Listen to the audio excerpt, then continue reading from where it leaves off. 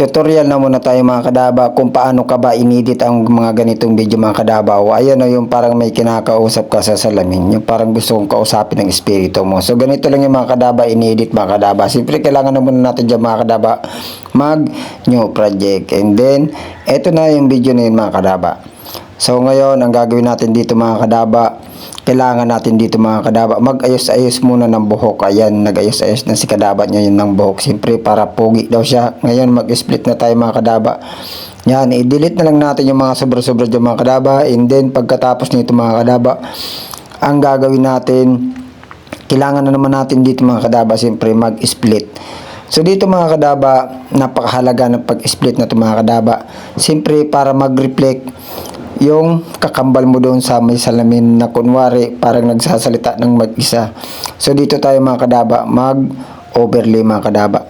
Ayan, pag naka-overlay na mga kadaba, ang gagawin nyo, ilong press nyo lang. Yan, pakalong press, dalhin nyo doon sa unahan. Ngayon, siyempre nagpantay-pantay na yan siya mga kadaba.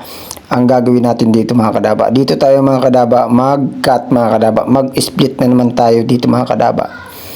So dito tayo mag-split mga kadaba. Ang gagawin natin dyan mga kadaba, kailangan nyo mga kadaba siyempre i-touch dito tayo sa punto na kung saan papasok na si kadaba nyo. Ayan, pag na-touch na, kahilat na puti, split nyo lang din, delete.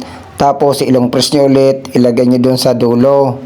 Ngayon pag nalagay ng mga kadaba sa dulo, ang gagawin natin pag nagkapantay-pantay na siya, siyempre mga kadaba kailangan nakahilat yung na puti yung nasa baba. At tapos hanapin natin si Mas.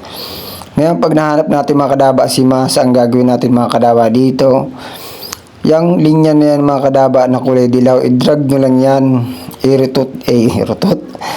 Yan, i-drag nyo lang mga kadaba, i-rotate nyo lang, tapos yan, ilagay lang natin yan sa linya mga kadaba o sa may gilid ng salamin.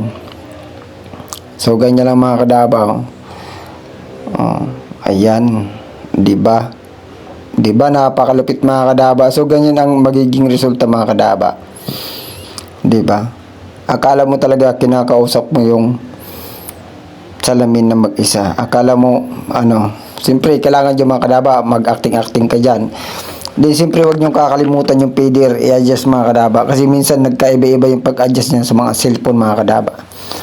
Ayan. O diba? Parang naiwan yung yung pagmumuka niya dun sa salamin pag alis niya.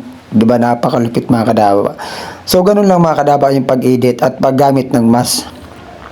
So yung mga ganitong video mga kadaba pala, pwede mo tong gayahin. Pero siyempre dapat sarili mong pagmumuka yung gagamitin mo dyan sa camera na yan.